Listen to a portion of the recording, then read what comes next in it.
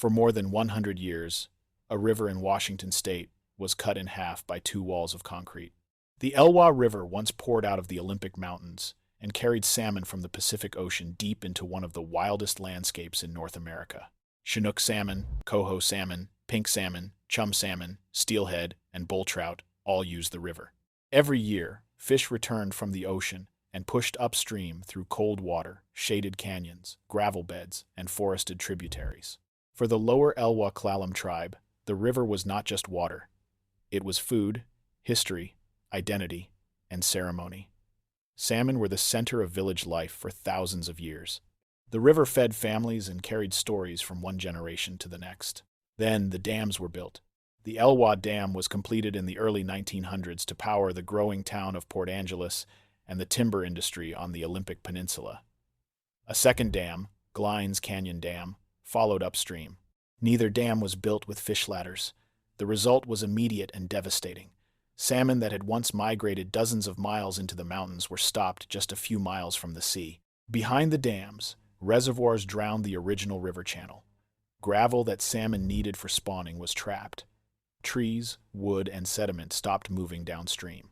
The beaches near the river mouth began to starve because the river could no longer deliver the material that had built them for thousands of years.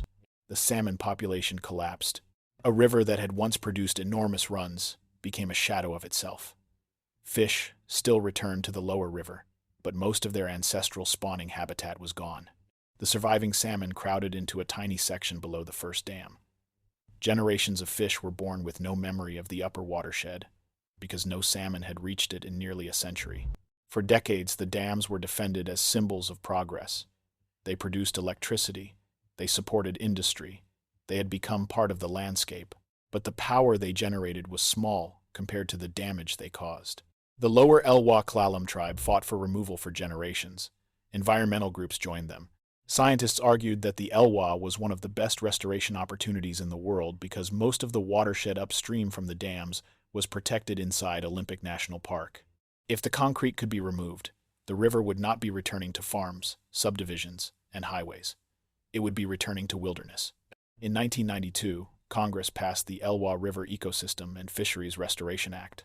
But even after the law was signed, removal took almost 20 more years of planning, engineering, lawsuits, studies, and political negotiation.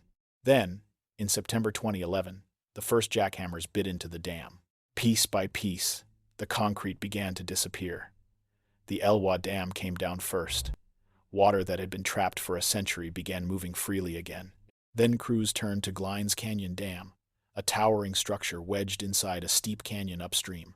By 2014, both dams were gone. At the time, it was the largest dam removal project in United States history. What happened next looked like destruction before it looked like recovery. Millions of cubic yards of trapped sediment surged downstream. The water turned thick and gray. From the air, the river looked like wet cement pouring toward the sea. People who saw it for the first time thought something had gone wrong, but scientists knew this was the river reclaiming what had been stolen from it. That sediment rebuilt the river mouth. New sandbars formed. New beaches appeared. The coastline near the Elwha expanded as the river delivered material to the sea for the first time in a century. Then the fish came back. Salmon began moving upstream into areas where no salmon had been seen since the dams were built. Steelhead pushed past the old dam sites. Chinook returned to newly opened stretches of river. Biologists found fish exploring tributaries that had been sealed away from the ocean for generations. No one had to teach them where to go. No one had to draw a map.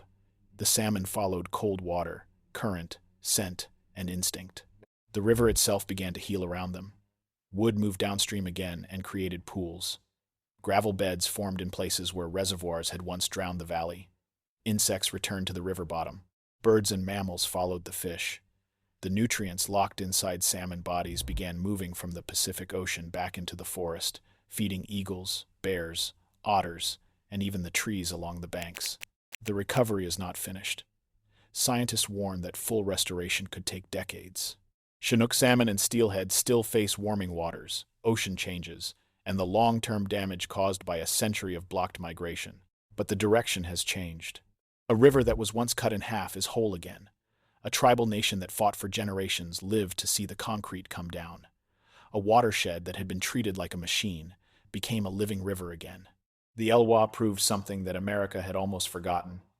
Sometimes the most powerful restoration technology is not a hatchery, a machine, or a new engineering project. Sometimes the answer is removing the wall and letting the river remember where it was always trying to go.